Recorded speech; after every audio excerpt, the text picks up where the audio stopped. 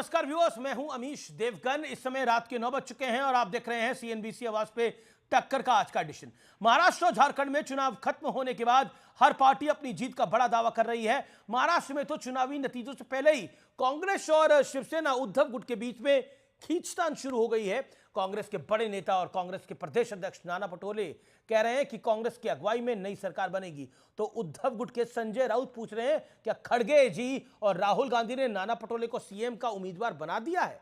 तो दूसरी ओर समाजवादी पार्टी ने यूपी में की 9 विधानसभा सीटों में से 3 सीटों पर दोबारा इलेक्शन कराने की मांग कर डाली है। यानी चुनाव से पहले जो खींचतान जारी थी वो अब भी कायम है। तो आज इसी पर जोरदार जबरदस्त पॉलिटिकल टक्कर और हम आपको कुछ नए आंकड़े भी बताएंगे सीएनबीसी आवाज के आज के इलेक्शन स्पेशल में।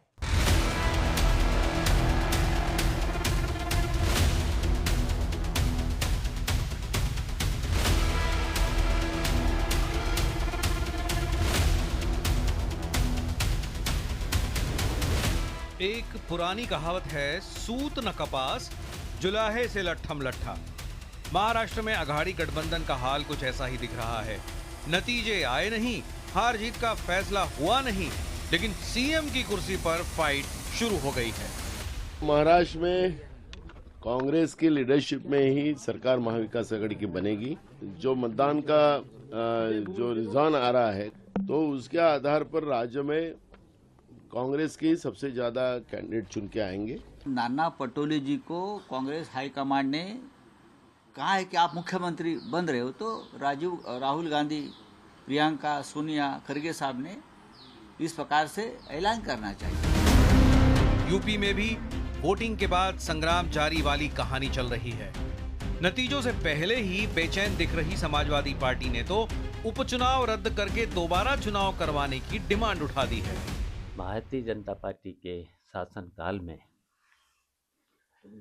लोकतंत्र की धज्जियां उड़ रही हैं, फिर तो चुनाव निष्पक्ष होंगे ही नहीं। यूपी के ककरौली के इस वीडियो पर भी बवाल मचा है। 22 सेकंड का ये वीडियो ट्वीट कर अखिलेश यादव ने आरोप लगाया कि पुलिस बंदूक तानकर वोटर्स को डरा रही है, लेकिन बाद में दावा हुआ कि पूरा वीडियो 1 मिनट 40 सेकंड का है, जिसमें पहले पुलिस पर पत्थरबाजी हुई और बाद में जब पुलिस ने एक्शन लिया तो उपद्रवी भाग गए और महिलाओं को आगे कर दिया। ये वीडियो आधी है और इसको एक साजिश के तहत वायरल किया जा रहा है। लोगों ने पुलिस के ऊपर पथराव कर दिया, उपद्रवी वहां से भाग गए थे, उन्होंने महिलाओं को आगे कर दिया था। उधर झारखंड में दोनों तरफ से जीत के दावे का दौर शुरू हो गया है। मुझसे बड़ा सर्वेयर कोई नहीं हो सकता। मैं 3 महीने से तो दिन और रात यहाँ हूँ और मैं जनता के भाव भांप सकता हूँ, और इसलिए मैं कह रहा हूँ कि भारतीय जनता पार्टी ही जीतेगी, एनडीए ही सरकार बनाएगा। एग्जिट पोल एग्जैक्ट पोल नहीं होता है। हम लोग को एग्जैक्ट पोल पर ज्यादा भरोसा है। हम 54-55 सीट के साथ वापस सत्ता में आ रहे हैं। तो आज इन तमाम मुद्दों पर होगी देश की सबसे बड़ी बहस।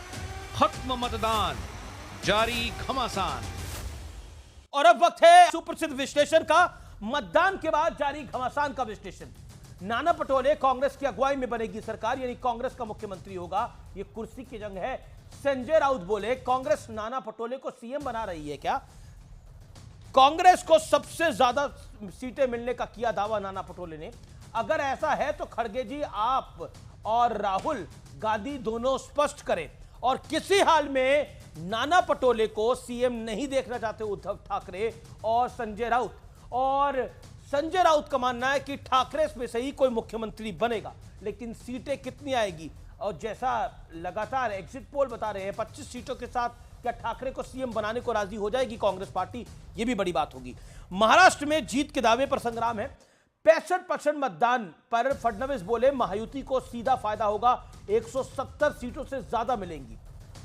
अघाड़ी का दावा, सपने देख रहे हैं देवेंद्र फडणवीस, और किसी हाल में युति की इतनी सीटें नहीं आने वाली हैं। लेकिन अब उत्तर प्रदेश की बात करना यहां आवश्यक हो जाता है। सपा ने चुनाव को रद्द कर दोबारा चुनाव की मांग करी है 3 सीटों पर। बीजेपी ने कहा कि हार से पहले यह बड़ा सरेंडर है, लेकिन एक जबरदस्त नैरेटिव सेट करने का प्रयास हुआ उत्तर प्रदेश में, वो थी वीडियो वॉर। और उस वीडियो वॉर के अंदर सपा का आरोप कि बंदूक दिखाकर पुलिस ने वोटर्स को डराया। गोली मारूंगा ये कहा। लेकिन अगर आप देखेंगे तो ऊपर से पत्थरबाजी हो रही थी, ऊपर लोग थे, और वो जो पत्थर चले उसके बाद बीजेपी बोली, समाजवादी पार्टी ने अधूरा वीडियो ट्वीट किया है, पुलिस पर पत्थरबाजी का वीडियो छुपाया गया है। बड़ी बात यह है, ये 40 सेकंड का वीडियो ट्वीट करा, 30 सेकंड का वीडियो ट्वीट करा, लेकिन 1 मिनट 10 सेकंड उसमें एडिट कर दिया गया। तस्वीरें बोल रही हैं कि पुलिस पे पत्थरबाजी हो रही थी, इसलिए पुलिस ने वहां बंदूक निकाली, और आप देखिए भीड़ पीछे खड़ी है। लेकिन बड़ा सवाल यही है, क्या 23 नवंबर को किसकी बारी होगी और कौन किस पर भारी होगा? लेकिन महाराष्ट्र में सीधी टक्कर क्या है, और इसका विश्लेषण भी कर लेते हैं। तहसीन पूनावाला मेरे साथ है। महाराष्ट्र में सीधी टक्कर क्या क्या है? तहसीन, उधर आप खड़े हो जाइए, आइए सीधी टक्कर पे नजर डाल लेते हैं। सीधी टक्कर क्या है? पहला फिगर आती है बीजेपी वर्सेस कांग्रेस। ये बड़ा महत्वपूर्ण आंकड़ा है बीजेपी वर्सेस कांग्रेस का।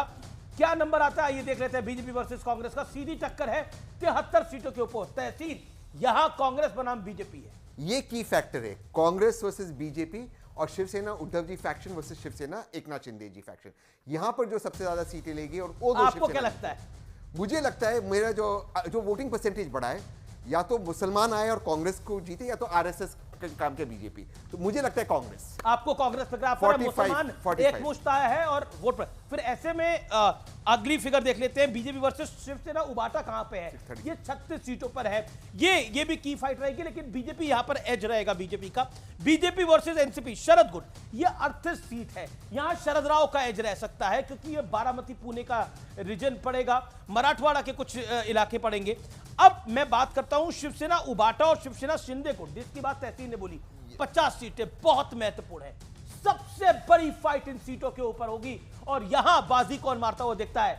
इसमें वर्ली की भी इंटरेस्टिंग सीट आती है, आदित्य ठाकरे वर्सेस एमएनएसबी उधर। लेकिन यहां बाजी कौन मारता हुआ दिखता है आपको? यहाँ पर अगर एकनाथ शिंदे जी के पास मराठी मानुस का वोट है, अगर वोटिंग परसेंटेज मुस्लिम्स का ऊपर गया तो फिर उद्धव जी को एडवांटेज हो सकता है। जो मुसलमान वोट उद्धव को सपोर्ट करेगा। कांग्रेस का वोट, अगर जो उद्धव ठाकरे जी को वोट मिलेगा, कांग्रेस का वोट मिलेगा। जो उद्धव जी का मेन को वोट था वो एकनाथ शिंदे जी और बीजेपी के पास चला गया। तो ये जो वोटिंग परसेंटेज बढ़ा है वो किसके पास? एक और इंपॉर्टेंट वो है एनसीपी शरद गुट और एनसीपी अजीत गुट। ये भी इंपॉर्टेंट है, और यहां पर ऐसा माना जा रहा है शरद राव पवार को एज है। 80 साल की उम्र में भी ये मराठा छत्रप क्या भतीजे पे भारी है, क्या चाचा भतीजे पे भारी है, ये देखने वाली बात होगी। आइए और कौन कौन से मेहमान हैं परिचय करा देते हैं आज की इस चर्चा के अंदर। गौरव भाटिया, बीजेपी के कद्दावर प्रवक्ता नेता, मेरे साथ इस चर्चा में मौजूद हैं। उनका अभिनंदन है। शायना एनसी, शिवसेना की नेत्री हैं और इस बार चुनाव लड़ रही है, किस्मत आजमा रही है। महुआ मांझी मेरे साथ हैं, मेंबर ऑफ पार्लियामेंट है, लेकिन इस बार विधानसभा का चुनाव लड़ रही है। सुनील यादव हैं, विधानसभा का चुनाव लड़वा कर आए हैं, बड़ी लड़ाई लड़कर आए हैं। किशोर तिवारी है, जो जीतने का दावे कर रहे हैं और कह रहे हैं कि अब की बार ठाकरे की होगी सरकार हर हाल में। गौरव भाटिया, एग्जिट पोल के नंबर कह रहे हैं कि बीजेपी आगे हो सकती है, लेकिन मुख्यमंत्री को लेकर। तहसीन पूनावाला भी मेरे साथ हैं, लेकिन क्या आपको लगता है गौरव भाटिया, आपकी राय के अंदर जो मौजूदा स्थिति है और जिस तरह से आरोप प्रत्यारोप लगाए जा रहे हैं, क्या खेल लग रहा है आपको? नहीं अमीर जी, हमें तो ये लग रहा है कि हम वो दरिया है जिसे अपना हुनर मालूम है। हम जिस तरफ चल देते हैं रास्ते बन जाते हैं। और महाराष्ट्र की बात करें तो महायुति की सरकार आ रही है। झारखंड में बड़ा बदलाव होगा, भारतीय जनता पार्टी और एनडीए की सरकार आएगी। क्योंकि महुआ जी यहाँ हैं, मेरी शुभकामनाएं हैं उनको, हमारी साथी हैं, चर्चा करते रहते हैं, मैं उनको शुभकामनाएं देना चाहता हूँ। लेकिन सरकार झारखंड में भी भारतीय जनता पार्टी और एनडीए की आएगी। देखिए आज की बड़ी बात क्या है, एक तरफ महायुति आश्वस्त है कि जनता के दिलों में कोई राज करता है तो वो भारतीय जनता पार्टी करती है, एनडीए करता है, महायुति करती है। इसलिए हमारा जोड़ जो है ये तो फेविकोल जैसा है, फेविकोल का जोड़ टूटेगा नहीं। दूसरी तरफ देखिए नाना पटोले ने क्या हालत कर दी है। नाना पटोले ने अभी चुनाव के परिणाम आए नहीं हैं और न 3 में न 13 में मुख्यमंत्री पद की कुर्सी सपने में देख के लड़ाई चालू है। किसी के पास हत्ता आया है, किसी के पास बैठने का जो काउच होता है सोफा वो आया है, किसी के पास उसके नीचे के पैर आए हैं। जी। इसीलिए जनता ने इनको नकारा है और बड़ी जिम्मेदारी से मैं ये बात कहता हूं। दूसरी बात, नाना पटोले का आप कुछ महीने पहले का बयान याद करिए। नाना पटोले ने कई बार कहा अकेले ही लड़ना चाहिए कांग्रेस पार्टी को, ये सत्य है, आप चेक कराइएगा। और संजय राउत का एक बयान मैं आपको बताता हूं, उन्होंने कहा था कांग्रेस के जो नेता हैं महाराष्ट्र के, उनकी हैसियत नहीं है कि सीट बंटवारे की बात हमसे कर सके। तो नाना पटोले, संजय राउत, शरद पवार, उद्धव ठाकरे अंदर से तो ये सब दिल जले हैं, ये एक दूसरे को पसंद थोड़ी ना करते हैं, मजबूरी में साथ आए क्योंकि ये जानते हैं कि भारतीय जनता पार्टी और महायुति को नहीं पाएंगे, और इसका असर ये है कि इस तरह के बयान आ रहे हैं। ठीक है, मैं आता हूं किशोर तिवारी के पास। किशोर तिवारी, नाना पटोले ने क्लियर कट कहा है कि सीएम हमारा ही होगा और सिंगल लार्जेस्ट पार्टी हम होंगे इस पूरे गठबंधन के अंदर, मुख्यमंत्री हमारा होगा। लेकिन संजय राउत कह रहे हैं कि मुख्यमंत्री ठाकरे में से कोई होगा। मैंने सुना, मेरे ग्रैंडसन गौरव भाटिया जो बोल रहे थे मैंने सुना, और उनकी बचकानी बातें भी सुनी मैंने। मैं एक बात बोलता हूँ, आपने क्या बोला? आपके ग्रैंडसन? हाँ, अरे उससे भी छोटे है वो। यहाँ पर इतने बड़े तो नहीं लगते आप। अपने आप को इतना कम उम्र का क्यों आग लेते हैं? मुझे बोलने देना अमिश, मुझे बोलने देना। अरे मैं बता रहा हूँ गौरव भाटिया, ये जो बीजेपी है पहली बार 14 में 128 थी, 19 में 105 थी, अभी सब एग्जिट पोल बता रहे हैं 60 से 70 सीट। क्या हालत कर ली किसको? तो उद्धव ठाकरे को सबक सिखानी, शरद पवार को सबक सिखानी। अरे हमारे साथ थे तो कम से कम 100 तो सेंचुरी मारते थे। और एक बात मैं बोल रहा हूं, शिवसेना अपने पत्ते 23 तारीख को 4 बजे खोलेंगी, और महाराष्ट्र में जब तक मातोश्री का मत्था टेकते नहीं मुख्यमंत्री बनेगा नहीं। और मैं क्लियर कर रहा हूं, आपने कितना खोया गौरव भाटिया, ये सोच लो। और मैं बता रहा हूं, एकनाथ शिंदे भी शिवसेना, हम भी शिवसेना, हाईएस्ट सीट अभी आ रही है हमारी। उधर अजीत पवार की एनसीपी और चाचा की एनसीपी मिला के हाईएस्ट सीट आ रही है। और at the cost of BJP Congress बढ़ गई है। बीजेपी अपने at the cost of BJP. मैं उत्तर दे दूं? अरे मैं ग्रैंड पापा को उत्तर तो देना बनता है ना। अरे भाई मुझे पूरा बोलने पापा देना। को, अरे पूरा बोलने देना। अच्छा बोलिए ग्रैंड पापा। बोलिए। हाँ, एक बात मैं बोलता हूँ। हाँ, मैं देखो, मैं आप भी है ना, बच्चों को डिबेट में मत लाओ, मैं कितने बार बोलता हूँ, और आमिष तुम वही करते हो। बीजेपी के यही एक कद्दावर है। बच्चों से इतनी नफरत क्यों है ग्रैंड पापा? अरे तो रुको ना, रुको मैं एक बोल रहा हूँ। देखिए महाराष्ट्र पापा के बच्चे नहीं है अच्छा, क्या? नाना पटोले को आप बच्चा मानते हैं राजनीति का या खिलाड़ी मानते हैं? देखो, नाना पटोले विदर्भ से आए हैं। विदर्भ, मराठवाड़ा और वेस्टर्न महाराष्ट्र यही तय कर रहा है। नाना पटोले के एरिया से 40 एमएलए आ रहे हैं कांग्रेस की, और at the cost of BJP. Nana Patole बोले हैं, लेकिन अंतिम निर्णय तो शिवसेना ही करेगी, उद्धव ठाकरे ही करेंगे। ज्यादा छेड़ो मत हमको। थोड़े ही तो दिन हुए गौरव भाटिया के साथ दूर जाके, नहीं छेड़ना। हमारे कार्ड हम खोलेंगे 23 तारीख को 5 बजे। मतलब नहीं कहा। मैं उत्तर दे दूं अमीर जी, ग्रैंड पापा को सारा समय गौरव भाटिया का अधिकार बनता है, क्योंकि उन पे बहुत टिप्पणी हुई, तीखा टिप्पणी हुई, उन पर, उनकी पार्टी पर व्यक्तिगत बात की गई। ओके, बोलिए गौरव भाटिया। पार्टी नहीं, दुकान है वो। ठीक है, जो भी। मुझे ये लगा कि ग्रैंड पापा इतना आज दुखी क्यों हैं? ग्रैंड पापा, आपने कहा 23 तारीख को पत्ते खोलेंगे, तो पूरा महाराष्ट्र जानता है कि जब उद्धव ठाकरे की ताश की गड्डी के पत्ते खुलेंगे तो उसमें केवल जोकर निकलेंगे, जोकर, क्योंकि आप नोटी वाले ग्रैंड पप्पा हो।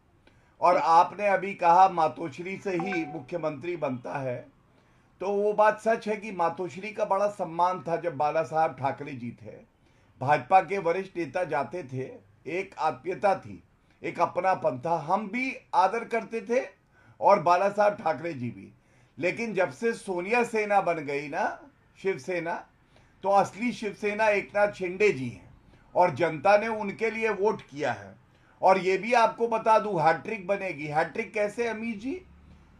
तीसरी बार लगातार सिंगल जी, लार्जेस्ट जी। पार्टी कोई होगी तो भारतीय जनता पार्टी होगी, सरकार महायुति की बनेगी।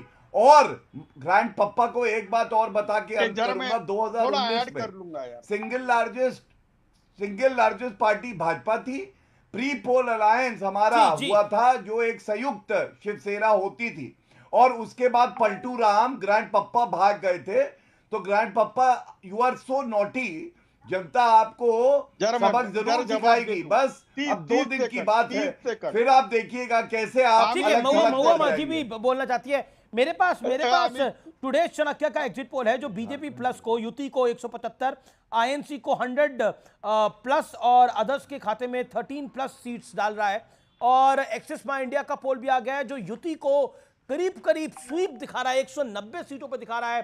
प्रदीप गुप्ता भी मेरे साथ इस चर्चा में जुड़ेंगे। और झारखंड में वही एक्सिस माई इंडिया हेमंत सोरेन की सरकार बनते हुए दिखा रहा है। मेंबर ऑफ पार्लियामेंट मेरे साथ हैं इस समय। महाराष्ट्र में टुडे चाणक्य का एग्जिट पोल है, बड़ी खबर मैं आपको बता देता हूं। और महाराष्ट्र में महायुति की एक बहुत बड़ी जीत के संकेत दे रहा है टुडे चाणक्य। युति के सर्वे में 175 सीटें हैं। महुआ मांझी, वही सर्वे जो बीजेपी को जीता हुआ दिखा रहा है, वो इकलौता सर्वे है जो आपको झारखंड में बहुत बड़ी जीत दिखा रहा है। क्या कहना चाहती हैं आप? और साथ ही साथ जिस तरह से ताश के पत्तों की जो गड्डी होती है वो ऑपरेट करती है, पॉलिटिकल पार्टीज भी वैसी ऑपरेट कर रही है। महुआ मांझी पोस्ट किया है जिसमें हमारे मुख्यमंत्री जी ने भी अपने अकाउंट से पोस्ट किया है एक्सिस माई इंडिया का, जिसमें उन्होंने जेएमएम को और जेएमएम प्लस इंडिया गठबंधन के साथियों को मिलाकर 53 सीट्स कहा है एग्जिट पोल में, और एनडीए को 26 सीट्स के लिए कहा है और अदर्स के लिए 3 सीट्स हैं। तो हम लोग झारखंड में फिर से सरकार बना रहे हैं और ये हमारी सरकार का काम लेकिन युति महाराष्ट्र में फिर से सरकार बना रही है, इसका मतलब ये है उसका एक एग्जिट पोल सही है, दूसरा गलत तो नहीं हो सकता। महाराष्ट्र की बात मैं नहीं करूंगी, मैं झारखंड की बात कर रही हूँ। वहाँ के समीकरण वहाँ का अलग है। हम लोग तो चाहेंगे कि महाराष्ट्र में भी इंडिया गठबंधन की ही सरकार बने, क्योंकि इंडिया गठबंधन काम करती है, सिर्फ बातों से ही लोगों को खुश नहीं करती है। और धर्म के नाम पर लड़ाना, और जिस तरह से यहाँ पर भाजपा के तमाम बड़े नेता झारखंड में कैंप किए हुए हैं लगातार, और जिस तरह से नफरत फैला रहे हैं, जहर उगल रहे हैं, जिस तरह से आपस में लड़ा रहे हैं, हिंदू मुस्लिम कर रहे हैं, तो इस तरह से जनता अब ऊब चुकी है। अयोध्या में उन्होंने लोकसभा चुनाव में ही दिखा दिया कि हमें इस तरह की राजनीति नहीं चाहिए, हमें विकास चाहिए। मेरा निवेदन है, आज बहुत बड़ा दिन है किया है और भाजपा को हम यहाँ के जनता ने, ठीक है गौरव भाटिया, आपने नफरत को बांटा, आपने नफरत को बांटा, नफरत को परोसा, इसलिए आपकी हार होगी झारखंड के अंदर। लेकिन शिवराज सिंह चौहान कह रहे हैं कि मैंने 3 महीने दिन रात एक करा है, मैंने पल्स को समझाया, मुझे पता है कि इस बार जीत क्या आएगी। बड़े ओबीसी लीडर है भारतीय जनता पार्टी के शिवराज सिंह चौहान। देखिए, जो अब मैं कहने जा रहा हूं उसको ध्यान से सुनिएगा, क्योंकि कहा गया कि हमने जहर फैलाया है। तो हमारे साथ हमारी साथी शाइना एनसी जी भी बैठी हैं, और जिस खूबसूरती से इन्होंने चुनाव लड़ा है, तो ये भारतीय जनता पार्टी का ही हिस्सा थी, मेरी साथी हैं, हमें गर्व है इन पे। We are so proud of her. और मैं क्यों कहता हूं, आपको मालूम है रिजेक्टेड माल किसने कहा? रिजेक्टेड माल झारखंड में बोला गया सीता सोरेन जी को जी, और उसके बाद इंपोर्टेड माल बोला गया हमारी बहन, जो हमारी साथी, हमारी दोस्त बैठी है, शाइना एनसी। ये क्या दिखाता है? ये दिखाता है कि इंडी अलायंस में जो जाएगा वो केवल इंपोर्टेड माल, रिजेक्टेड माल, कुत्ता बना दूंगा, और उसके अलावा जहरीला सांप है मार दो खड़गे जी, और उसके साथ उद्धव ठाकरे हम तो काट देंगे। ये नफरत की खेती करते हैं। मोहब्बत की दुकान है, उसके पीछे नफरत का खेत है। लेकिन बड़ी बात क्या है, झारखंड में सबसे बड़ा मुद्दा आपको मालूम है क्या है जी? हमने कहा कि भारतीयों का हक कोई माइका लाल नहीं है जो छीन सके। गुलाम अहमद मीर ने कहा इनके हिस्से के गैस के सिलेंडर 450 रुपए में हम देंगे और घुसपैठियों को देंगे। मैं अपनी साथी महुआ मांझी जी से पूछना चाहता हूं, गुलाम अहमद मीर के आप जो बयान है उसका समर्थन करती हैं, और उनके ऊपर कोई कार्रवाई क्यों नहीं हुई? कांग्रेस आपके साथ जी okay Mahua Manjhi 30 second, then I will go to China NC and Tehseen Poonawalla. मैं पहले तो मैं इस बात का खंडन करूंगी जो भाजपा ने जिसे मुद्दा बनाया है, अगर मान लीजिए चाइना से कोई व्यक्ति अगर इंडिया में प्रवेश करता है तो इसके लिए जिम्मेदार केंद्र सरकार है कि राज्य सरकार है? तो सबसे बड़ी बात कि झारखंड का कोई भी ऐसा इंटरनेशनल बॉर्डर नहीं है जो किसी दूसरे कंट्री से सटा हुआ है। घुसपैठ अगर आप कह रहे हैं कि हो रहा है, तो अगर असम के रास्ते से हो रहा है तो असम के मुख्यमंत्री क्या कर रहे हैं? केंद्र सरकार को रिजाइन कर देना चाहिए होम मिनिस्ट्री को। और दूसरी बात, अगर घुसपैठ हुआ है तो उस इलाके में, जिस इलाके के बारे में आप कह रहे हैं संताल परगना के बारे में, वहां पर भाजपा के बहुत ही लोकप्रिय या जो भी कहिए चर्चित सांसद भी हैं, विधायक भी हैं। आप लोग क्यों नहीं उनका नाम सार्वजनिक करते हैं? आपकी होम मिनिस्ट्री क्या कर रही है? आप आके उन्हें अरेस्ट कीजिए। अगर उनके पास फर्जी आधार कार्ड है उसे भी सार्वजनिक कीजिए। सोशल मीडिया का जमाना है, आप उनके घर के सामने जाके वीडियो बनाइए, उसे सार्वजनिक करिए। फिर अगर राज्य सरकार कार्रवाई नहीं करती है तो आप कहेंगे आप झूठ का पुलिंदा लेकर घूम रहे हैं। तमाम बड़े नेता जाके घुसपैठ का नारा लगा रहे हैं, घुसपैठ हुआ ही नहीं है। अगर मान लीजिए कोई लोकल लोग आपस में शादी ब्याह करते हैं, अंतर जातीय, लेकिन ये तो है कांग्रेस के वहां पर जो प्रभारी थे उन्होंने बोला कि हम घुसपैठियों को सिलेंडर देंगे। घुसपैठ हुआ है नहीं, पर ये तो बयान दिया ना, घुसपैठियों को सिलेंडर देंगे। मतलब ये तो अभी डिजिटल मीडिया का जमाना है, तो ये बाइट आ गई। उससे पहले क्या क्या दे चुके होंगे? घुसपैठियों को सिलेंडर देने की बात करना किसके लिए? चंद वोटों के लिए? बांग्लादेशी घुसपैठियों को सिलेंडर देने की बात करना, हो सकता है आपको इससे वोट मिले, लेकिन देश का कितना बड़ा नुकसान है, वहां के लोकल्स का कितना बड़ा नुकसान है, समाज का कितना बड़ा नुकसान है। वो मुद्दे पर बात नहीं करती है, विकास की बात नहीं करती है। नहीं, मैं मुद्दे की बात नहीं कर रहा। जो बात कांग्रेस के बड़े नेता ने बोली, जो बात कांग्रेस के प्रभारी ने बोली, मैं उसकी बात कर रहा हूं। अगर मान लीजिए, और हैरानी की बात ये थी कि उसका डिनायल ना कांग्रेस ने दिया ना आपकी पार्टी ने दिया। और इसके लिए पूरी नहीं, पार्टी पर जब कांग्रेस का प्रभारी कह रहा है कि हम सिलेंडर बांटेंगे घुसपैठियों को, बांग्लादेशी घुसपैठियों को सिलेंडर देके हो सकता है आपको वोट मिल जाए, लेकिन देश को और समाज को कितना नुकसान है, युवाओं को कितना नुकसान है इसका? बातों को हम नहीं मानते, वो ऐसा नहीं कर सकते हैं। ऐसा उन्होंने बोला तो झारखंड के चुनाव के बीच में डिनाई किया आप लोगों ने। हम लोग डेली न्यूज देखते हैं। नहीं, पर ऐसा महुआ जी, आपका बहुत सम्मान करता हूँ, आप मेंबर ऑफ पार्लियामेंट है, लेकिन आप हमेशा बैलेंस बोलती है। मेरा आपसे निवेदन है, चुनाव के बीच में क्यों नहीं डिनाई किया गया? ये सबसे बड़ी बात कि चुनाव के बीच में डिनाई किया गया, लेकिन मीडिया उसे दिखाए तब तो। कब किसने कहा? हेमंत सोरेन जी ने बोला क्या? ही दिखाती है। राहुल गांधी जी ने बोला क्या? प्रियंका गांधी वाड्रा ने बोला क्या? मल्लिकार्जुन खड़गे ने बोला कि हम एग्री नहीं करते इनसे। होने के बाद रांची में चुनाव प्रचार खत्म होने के बाद केंद्रीय रक्षा राज्य मंत्री जी यहाँ पर खुलेआम माइक में लेके सभा कर रहे थे। उसे हम लोगों ने शिकायत की तो उन पर केस तो हुआ, लेकिन मीडिया ने उसको नहीं छापा। नहीं, देखिए, तो ऐसा है मीडिया ने माइक पकड़ लिया, वो नहीं छापा, वो आपको आपके लिए महत्वपूर्ण हो रहा है, होना भी चाहिए महत्वपूर्ण। लेकिन मतलब एक कांग्रेस का प्रभारी ये बात बोल रहा है और उस पर कोई बात नहीं है। शायना एनसी महाराष्ट्र में नाना पटोले कह रहे हैं कि गौरव भाटिया शायना एनसी आप ही की सहयोगी है, शिवसेना की उम्मीदवार भी है। शायना एनसी महाराष्ट्र में नाना पटोले कह रहे हैं कि मुख्यमंत्री हमारा होगा। उद्धव ठाकरे की पार्टी के संजय राउत कह रहे हैं मुख्यमंत्री हमारा होगा।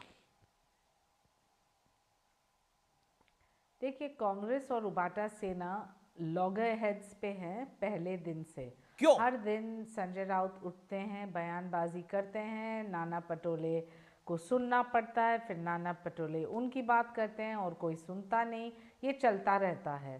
सर्वप्रथम ये अलायंस जो है ना महाविनाश अघाड़ी का, वो अलायंस है फॉर लस्ट फॉर पावर, सिर्फ सत्ता के मोह माया के लिए। उनका तो कोई तालमेल नहीं है। मैं चैलेंज देती हूँ कि आप एक भी जगह अमीश जी ढूंढ निकालें जहां कांग्रेस पार्टी ने यहाँ तक कहा है कि हिंदू हृदय सम्राट आदरणीय बाला साहेब ठाकरे, कहीं नहीं। उन्होंने ये स्वीकारा ही नहीं। और ये उबाटा सेना जिन्होंने अपनी विचारधारा खो बैठी है, वो सिर्फ मुस्लिम और दलित वोट बैंक को अपना तुष्टीकरण के रूप में वो सिर्फ इनको एक वोट बैंक तक सीमित रख रहे हैं। मैं मानती हूँ कि यहाँ बयानबाजी एक चीज़ है, लेकिन किस हद तक, आपने सही कहा और गौरव ने तो बिल्कुल सही कहा, कहीं इम्पोर्टेड माल, कहीं बकरी, कहीं कुत्ता, ये है उनका नैरेटिव। तो आप काम क्या करने वाले महाराष्ट्र के लिए, वो तो आपने ऐलान नहीं किया। जी, एक बड़ी खबर आ रही है सूत्रों के हवाले से। शरद राव पवार अपने पत्ते नहीं खोल रहे हैं। क्या अगला मुख्यमंत्री, और सूत्रों का दावा है उनको उम्मीद है कि उनकी सीटें 45 टच कर सकती हैं, और अगर अजीत दादा की 20 आती हैं तो क्या परिवार में एकता हो सकती है, यह बड़ी बात होगी। उनका नंबर 65 हो जाएगा। ऐसी स्थिति के अंदर क्या शरद राव पवार सुप्रिया सूले को इस बार मुख्यमंत्री बना के ले जाएंगे? नाना पटोले और संजय राउत में आमना सामना होते रहे, सुप्रिया सूले ना बन जाए मुख्यमंत्री। अमित जी, अव्वल तो मैं शाइना एनसी को ऑल द बेस्ट कहना चाहूँगा परसों रिजल्ट से। हालांकि मैं बीजेपी को अपोज करता हूँ, लेकिन उन्होंने एक अच्छा चुनाव लड़ा, तो इसके लिए ऑल द बेस्ट उनको। जो भी होगा परसों देखा जाएगा।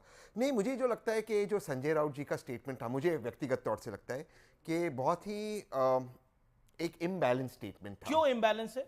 देखिए, नाना पटोले जी महाराष्ट्र के कांग्रेस के अध्यक्ष हैं जी। ऑब्वियसली अगर एनडीए की सरकार आती है तो कांग्रेस सबसे लार्जेस्ट पार्टी होगी, ऑब्वियस बात है उसके अंदर, और वो चाहेंगे उस हिसाब से कि कांग्रेस का मुख्यमंत्री बने। तो अगर वो चाहते, बोला मातोश्री के आशीर्वाद के बिना कुछ नहीं हो सकता। वो बात ठीक है, और आदरणीय उद्धव ठाकरे जी को साथ में आना चाहिए, उनसे सलाह मशवरा नहीं, करना सीएम होना चाहिए ठाकरे में से कोई। उनसे अगर उद्धव नहीं तो आदित्य ठाकरे जी कैसे बनेगी? ये क्या बात हुई? नहीं, मतलब ठाकरे में से कोई, मतलब यही होगा, फैमिली ईरानी होगा, मतलब ऐसे ही होगा। फिर एक ओबीसी नेता नहीं बने। और दूसरी बात मैं एक बड़ी विनम्रता से पूछना चाहता हूं कि हम जब भी बात करते हैं, मुझे भी जब भी आपके शो पे आने का मौका मिलता है, हम कहते हैं आदरणीय उद्धव जी, या हम हमेशा रिस्पेक्ट से बात करते हैं। लेकिन जो मैंने बाइट आपने ये प्ले की, सोनिया पहले बोल देती, राहुल बोल देता, ये मुझे लगता है कि ये महाराष्ट्र की राजनीति को ये उसके हिसाब से नहीं जाती। संजय राउत जी की वजह से सरकार गिरी है एमवीए की, मैं बड़ा आरोप लगा रहा हूँ। उनके बयानों की वजह से हमेशा डिस्ट्रैक्शन हुआ है गवर्नेंस में। कंगना रनौत जी के साथ एक बार लड़ाई, ये करना, ये डिस्ट्रैक्शन अच्छी बात नहीं है। अगर आप चाहते हो, आप प्लीज आप बैटिंग कीजिए ठाकरे के लिए या आपके पार्टी के लिए, वो आपका अधिकार है, लेकिन दूसरे पार्टी को भी रिस्पेक्ट दीजिए। और तो सीएम आप कह रहे कांग्रेस का ही होगा? वरना फिर कांग्रेस बोल दे कि वो एक एनजीओ है। मैं उनको वोट करता, मैं उनको वोट करते आया हूं, तो बोल दे कि वो एनजीओ है। मतलब वो सबसे लार्जेस्ट पार्टी होने के बाद अगर वो दूसरों को बनाना चाहती है, तो ठाकरे का सीएम नहीं होगा। अगर आप मुझे पूछे एज अ वोटर, मैंने कांग्रेस के लिए वोट किया, मैं तो जाकर वोट करते आया हूं ना, तो वोट तो मैंने कांग्रेस के लिए किया। अगर कांग्रेस सिंगल लार्जेस्ट होने के बाद अगर वो चाहती है कि शिवसेना का मुख्यमंत्री हो या किसी और पार्टी का, तो फिर कांग्रेस ऐसा नहीं चाह रही। नाना पटोले तो नहीं बोल रहे। हाँ, तो नाना पटोले अगर बोल रहे कि उनका मुख्यमंत्री हो, तो गलत क्या बोल रहे? क्या उन्होंने किसी के बारे में अभद्र शब्दों का प्रयोग किया? लेकिन जो आपका बाइट था, जो बाइट जी किशोर तिवारी, कांग्रेस कहीं भी सरेंडर करने के मूड में नहीं है। इस बार सीएम वो लेके रहेगी, चाहे शरद पवार को आप बीच में लाइए, चाहे किसी को बीच में लाइए। किशोर तिवारी, मैंने बोला ना 23 तारीख को दोपहर तक सब तय हो जाएगा।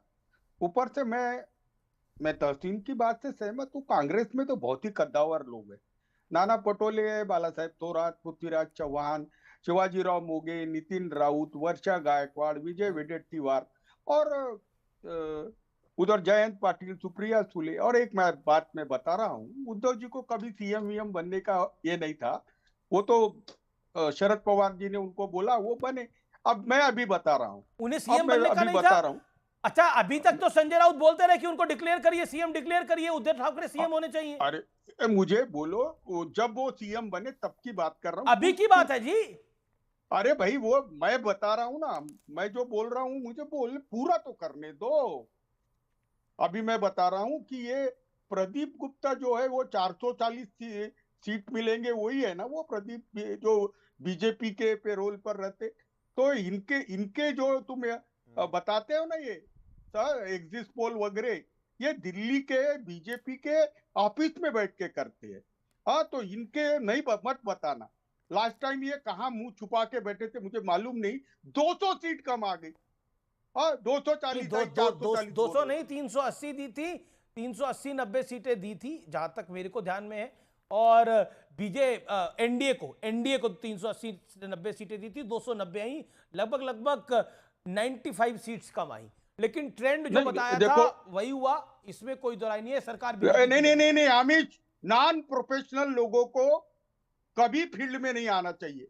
मैं कैसा कह रहा हूं, दोनों पार्टियां 130 से 136 के बीच में। बहुत बड़ी खबर, नाना पटोले ने दावा पेश कर दिया है।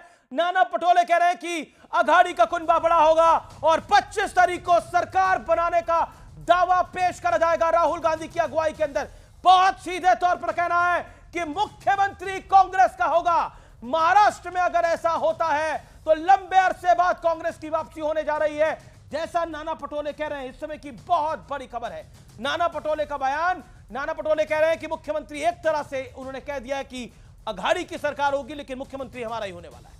मैं अगर नाना पटोले जी ने ये बात की, मैं उससे पूरी तरह से इत्तेफाक रखता हूं।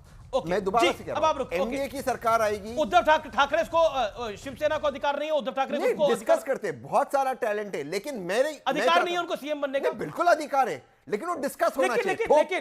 लेकिन एग्जिट पोल के हिसाब से आपकी 24-25 सीटें आ रही हैं, 25 सीटों वाला मुख्यमंत्री बने और 60 सीटों वाला, 65 सीटों वाली कांग्रेस बैकफुट पे रहे, 70 सीटों वाली कांग्रेस बैकफुट पे रहेगी।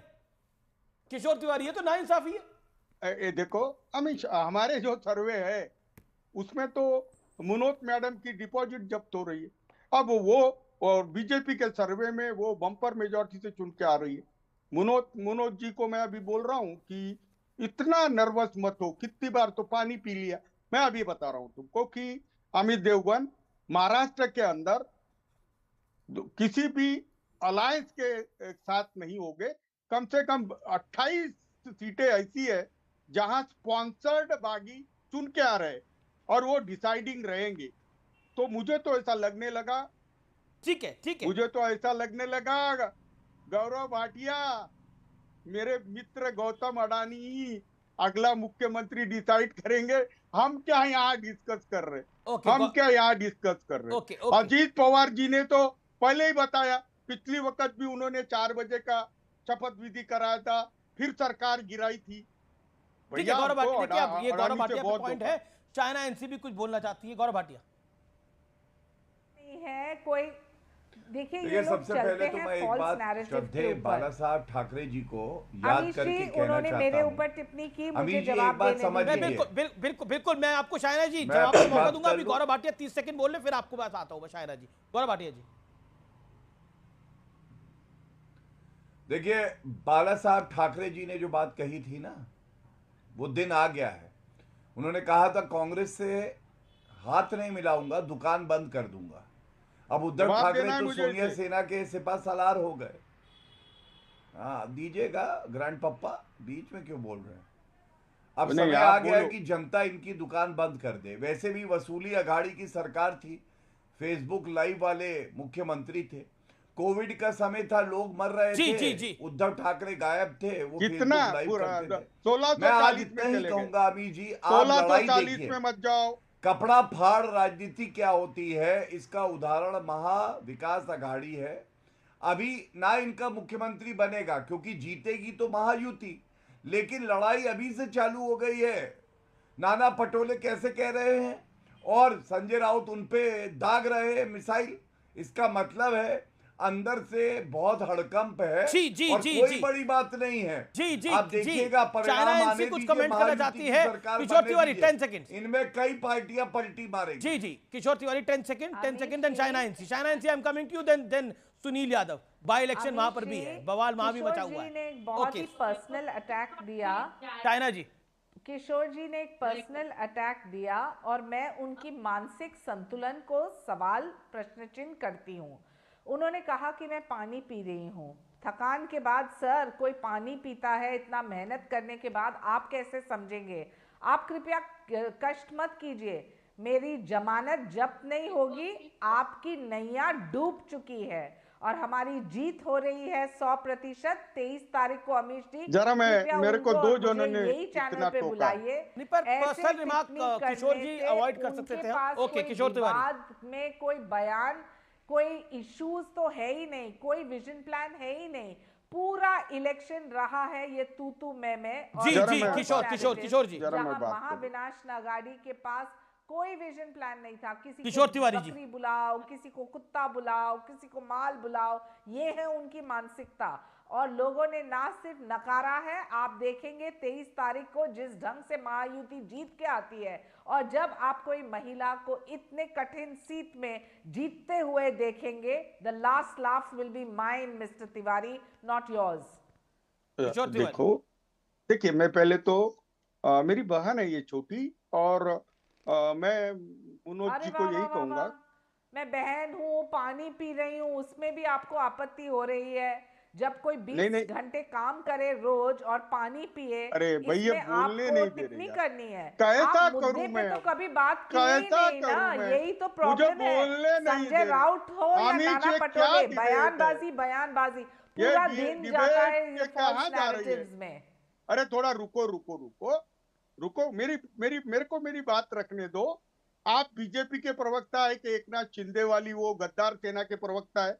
पहले ये क्लियर करो, क्योंकि बीजेपी से अरे वाह, तो देखिए तुम्हें जो आपको गद्दार सेना के बयानबाजी करनी है ना, एकनाथ तो शिंदे की आप पहले प्रवक्ता हो देख लीजिए कि कि बीजेपी आपका की बचा प्रवक्ता क्या हो? है। एकनाथ शिंदे की उस पार्टी की दुनिया प्रवक्ता है, हो अब चुकी नेता है है, जहां एमएलए का आपको चुनाव लड़ रही है। आदर से ये भी अरे नहीं कहना भैया, ये आता बीजेपी है की कि प्रवक्ता आदरणीय एकनाथ हिंदू शिंदे से हृदय चुनाव लड़ रही सम्राट है, कल आदरणीय किधर बाला रहेंगे? साहेब ठाकरे, अरे वो भी आप मुनोत खो मैडम, बैठे हैं। आप ओ मुस्लिम मुनोत और मैडम, दलित मुनोत वोट मैडम, की थोड़ा रुको। तुष्टीकरण की राजनीति मुनोत करते हैं मैडम, जीतने रुको। के लिए, तो अरे बड़ी बड़ी मुनोत बातें मैडम, मत रुको। कीजिए। अरे मुनोत मैडम रुको, मेरी बात सुनो कि आप बीजेपी के राष्ट्रीय कौन स्पोक्सपर्सन सुनेगा हो, आपको?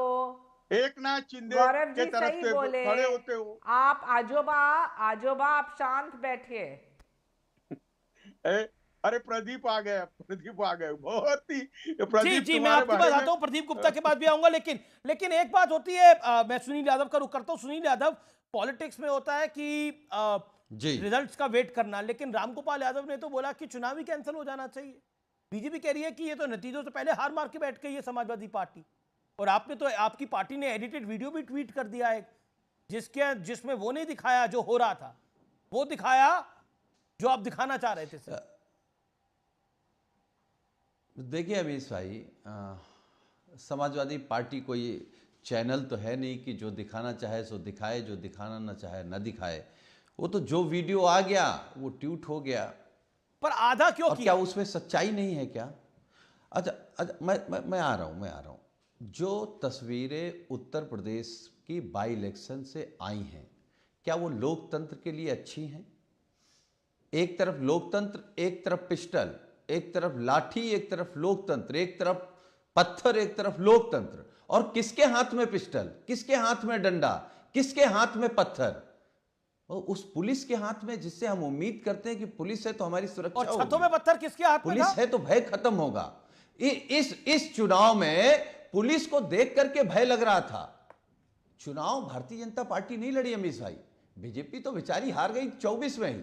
योगी जी भी हार लिए, आपकी डीजीपी लड़ रहा था, डीएम लड़ रहा था, चुनाव एसडीएम लड़ रहा था, बीजेपी की बस्ते बना रहे थे, बस्ते लगा रहे थे, वोट उनका निकलवा रहे थे, हमारा वोट रोक रहे थे। अरे ये तो भारतीय जनता पार्टी करती तो हम मान लेते कि भाई ये पॉलिटिकल पार्टी है, हर आदमी काम करता है, अपने मुद्दे रखते। जनता तो ढूंढ रही थी कि बीजेपी का, आरएसएस का कोई आदमी मिल जाए। महंगाई पर सवाल कर ले, बेरोजगारी पर सवाल जी जवाब लेते हैं। पूरा जी गौरव भाटिया जवाब। पूरा देश लूटा जा रहा है गौरव भाटिया जवाब।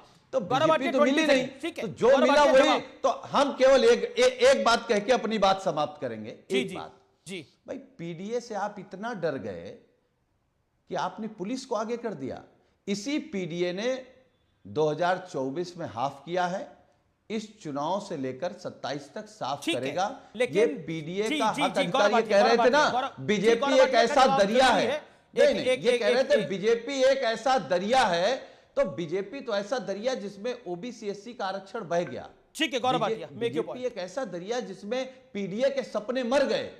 चलिए, तो ये गौरव जी, ये तो पीडीए का हक अधिकार लूट करके शाम को 2 रोटी ज्यादा खाने वाले भारतीय जनता पार्टी और आरएसएस के लोगों को क्या कह सकते हैं? समय में अपनी बात नहीं रख पाते हैं, भाषण देने लगते हैं। ठीक है, देखिए इनके मुंह से क्या निकला। उनको कुछ आता ही नहीं, सफाई तो क्या दोगे? गुंडों को पुलिस से डर लग रहा है, सफाइयों को क्यों डर लग रहा है? वर्दी से गुंडों को डर लगता है, और जब वर्दी अपना काम करती है तो गुंडे डरते हैं। और गुंडा किसने बुलाया? मायावती ने। हमने तो बुलाया भी नहीं, गुंडों की पार्टी है। लेकिन शर्मनाक क्या है, मैं आपको बताता हूं, पिछड़ों की बात करने का हक इनको नहीं है। आप जानते हैं करहल में एक हमारी बहन जिसने कहा कि मैं भाजपा को वोट करूंगी, सपा को नहीं करूंगी क्योंकि गुंडों की पार्टी है, उसको मार दिया जाता है। 2 लोग हिरासत में लिए जाते हैं, सपाई निकलते हैं। और शिवपाल यादव से आज पूछा गया तो शिवपाल यादव का जो बयान है पूरे देश को शर्मसार करता है। उन्होंने कहा ये प्रेम प्रसंग था। अमीर जी आप बताइए, कोई नहीं रहा दुनिया में, उसको प्रेम प्रसंग बता देना, क्योंकि सपा के गुंडों ने प्रथम दृष्टया एक कृत्य किया है। और ये वही शिवपाल यादव है जिन्होंने निठारी हत्याकांड में कहा था ये छोटी मोटी घटनाएं होती रहती हैं, और उसके बाद इनका बोरिया बिस्तर उत्तर प्रदेश ठीक है। जवाब सुनील यादव, जवाब ऑडियो डाउन, सुनील यादव जवाब 30 सेकंड, एक सुनील यादव 30 सेकंड। देखिए अमीश भाई जी, अमीश भाई, आपकी डिबेट हो रही, इस पे किसी को गुंडा कहा जाए, अपराधी कहा जाए, मैं भी बोल सकता हूं भारतीय जनता पार्टी दंगाइयों और बलात्कारियों की पार्टी है, तो इनको अच्छा लगेगा, मुझे तो अच्छा नहीं लगेगा, तो मैं नहीं कहूँगा। भले हालांकि उसमें सच्चाई 90% है, लेकिन फिर भी मैं नहीं कहूँगा इस बात को। हम चाहते हैं मुद्दों पर आएँ, हम चाहते हैं कि ये इस बात का जवाब दें कि आखिर आप क्यों नहीं लड़े समाजवादी पार्टी से, आपका डीएम क्यों लड़ रहा था, आपका एसपी क्यों लड़ रहा था, सीओ इंस्पेक्टर क्यों लड़ रहा था, आप क्यों नहीं लड़े, आप क्यों नहीं जनता के बीच आए? लेकिन जो दलित लड़की के साथ हुआ, लेकिन जो दलित लड़की के साथ हुआ, जो गौरव भाटिया ने एक प्रश्न रेज करा और उसमें सपा के कार्यकर्ताओं का नाम आया और उसको लेकर जो शिवपाल जी की टिप्पणी है, क्या आपको लगता नहीं ये गलत है?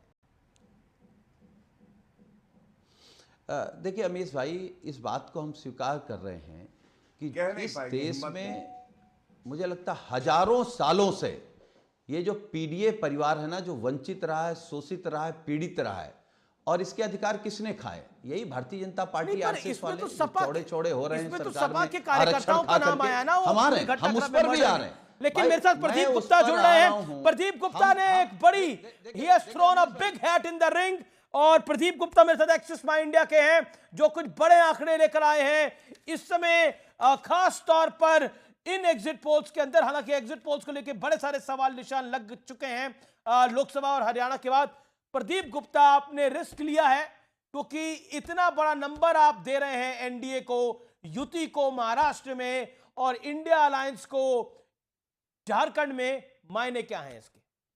पहले महाराष्ट्र की बात कर लें अमिश जी, तो वही है कि pro incumbency in favour of chief minister जो एकनाथ शिंदे उनकी राज्य सरकार के प्रति, और उसकी बड़ी वजह आ रही है लाड़की बहन योजना का जो लाभ 2 करोड़ से ज्यादा महिलाओं को 1500 रुपये मिल रहा है, और उससे भी आगे चल के आ रहा है कि लाभ कौन दे रहा है। तो एक जो of late recently pro poor की इमेज बनी एकनाथ शिंदे की, और वैसे वो कॉमन मैन को इतने आसानी से रिजोनेट करते हैं, ये एक मुख्य वजह है।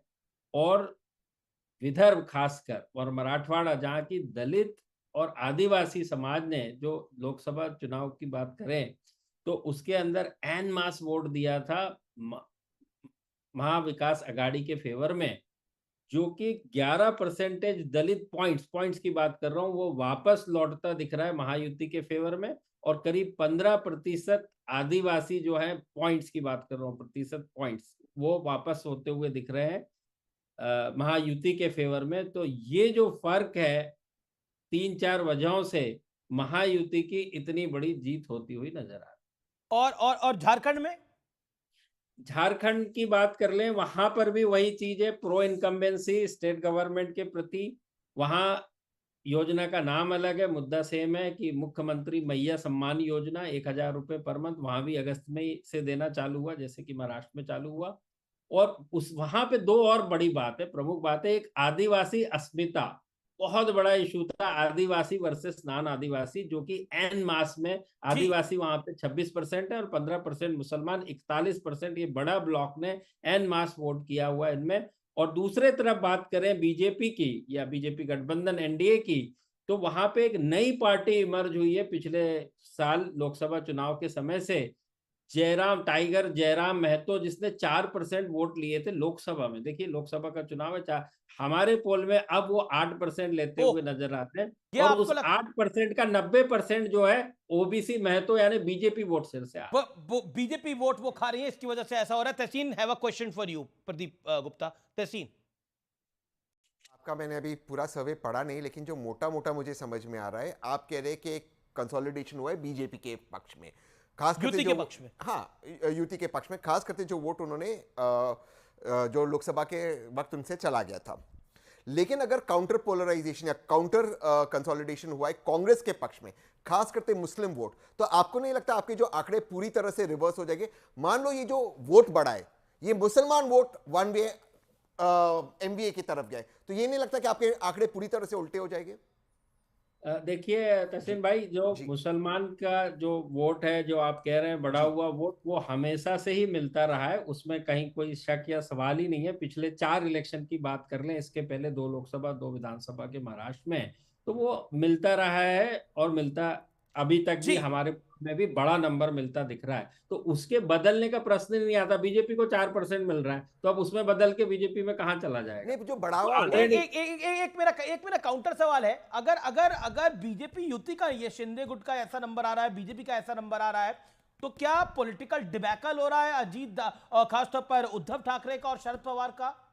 नहीं, मैं डिबैकल ऐसी कोई बात नहीं करूंगा, ना ही ऐसा मुझे कहीं लगता है। हर चुनाव में कोई पार्टी जीतती है, कोई पार्टी हारती है। उद्धव ठाकरे गुट का आपका नंबर क्या है? उद्धव ठाकरे मैं सबके नंबर पढ़ के बता देता हूँ। बीजेपी खुद का नंबर 98 to 107, 98 to 107, शिंदे सेना 53 to 58, NCP Ajit Pawar 25 to 30, छोटी पार्टियां जो महायुति गठबंधन में 2 से 5, RSP, RYSP, now MVA, Congress 28 से 36, 28 to 36, Shiv Sena Uddhav Thackeray 26 to 32, NCP Sharad Pawar 26 to 30, SP, PWPI छोटी पार्टियां 2 से 4, अन्य लोगों को 6 से लेकर 12। ये बहुत बड़ा, अगर ये नंबर निकल के आता है, और देखिए मैं ये नहीं पूछूंगा आपने नंबर कराया, प्रदीप जी को एक सवाल पूछ लूं, लेकिन तो समय एक सेकंड, तो प्रदीप जी आप कह रहे हैं विदर्भ में Congress is doing badly?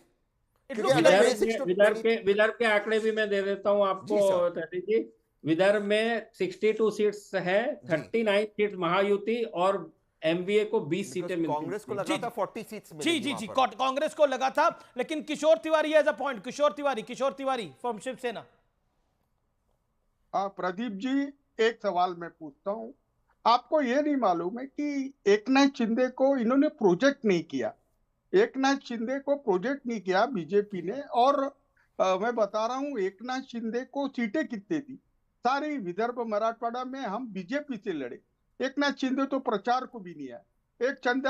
Eknath Shinde को जो अभी छोटा सवाल, प्रदीप स्मॉल रिप्लाई नहीं करके रहना, मैं बता रहा हूँ कि देखिए ऐसा होता है, एडवांटेज नहीं मिलेगा। मुझे आपको कह रहा हूँ, आदमी तो पहले आज जो लाभ मिल रहा है उस लाभ को जारी रहे उसके फेवर में मतदान किया है दोनों जगह झारखंड। मुझे ब्रेक के लिए रुकना पड़ेगा, लेकिन वक्त एक अंतराल का है। टक्कर का थर्सडे एडिशन जारी है, देखते रहिए सीएनबीसी आवाज।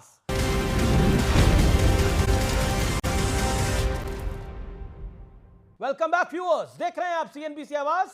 सीएनबीसी आवाज के टक्कर के इलेक्शन स्पेशल में आपका एक बार फिर अभिनंदन है। बुधवार को उत्तर प्रदेश में 9 विधानसभा सीटों पर बाय इलेक्शन हुए।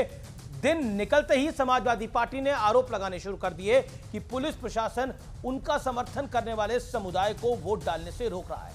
इस दौरान मीरापुर विधानसभा का एक वीडियो वायरल हो रहा है। समाजवादी पार्टी के मुखिया अखिलेश यादव ने 22 सेकंड का वीडियो शेयर किया। पुलिस का दावा है कि उनकी छवि खराब करने के लिए एडिटेड वीडियो शेयर किया गया, क्योंकि पूरा वीडियो 1 मिनट 40 सेकंड का है, जिसमें भीड़ पहले पत्थरबाजी करते हुए दिखाई दे रही है। दूसरी ओर करहल विधानसभा क्षेत्र में समाजवादी पार्टी के नेता प्रशांत यादव की तस्वीर तेजी से वायरल हो रही है। प्रशांत यादव पर आरोप है, गंभीर आरोप है कि उनसे एक दलित लड़की ने कि उन्होंने इसलिए हत्या कर दी क्योंकि बीजेपी को वो वोट देना चाह रही थी। बुधवार को उस लड़की का शव नग्न हालात में नग्न अवस्था में मिला, लेकिन पीडीए के सबसे बड़े हिमायती अखिलेश यादव इस दलित बेटी की हत्या पर पूरी तरह से चुप है। लड़की हूं, लड़ सकती हूं कहने वाली प्रियंका गांधी कुछ नहीं बोल रही हैं, और ना ही जातिगत जनगणना का झंडा बुलंद करने वाले राहुल गांधी जी का कोई बयान अभी तक आया है।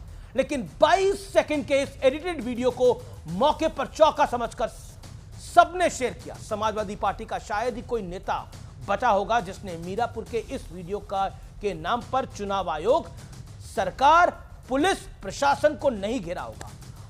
अब यह तो समाजवादी पार्टी बता सकती है कि उन्होंने जानकारी के अभाव में यह एडिटेड वीडियो शेयर किया, या फिर किसी खास मकसद काम से इस अधूरे वीडियो को लोकतंत्र की हत्या का दावा करने वाला उस दलित लड़की पर चुप्पी साधे हुए हैं जिसकी वाकई हत्या कर दी गई, वो भी सिर्फ इसलिए क्योंकि वो अपनी पसंद के उम्मीदवार को वोट देना चाहते थे। हिपोक्रेसी या फिर यूं कहें कि पॉलिटिकल पाखंड का इससे बड़ा एग्जाम्पल उदाहरण क्या होगा। महाराष्ट्र में नतीजों से पहले ही तो कुल मिलाकर ये बातें बिल्कुल सामने है। तो फिलहाल टक्कर के आज के कार्यक्रम में इतना ही। उम्मीद है आज का कार्यक्रम आपको जरूर पसंद आएगा। नमस्कार, गुड नाइट।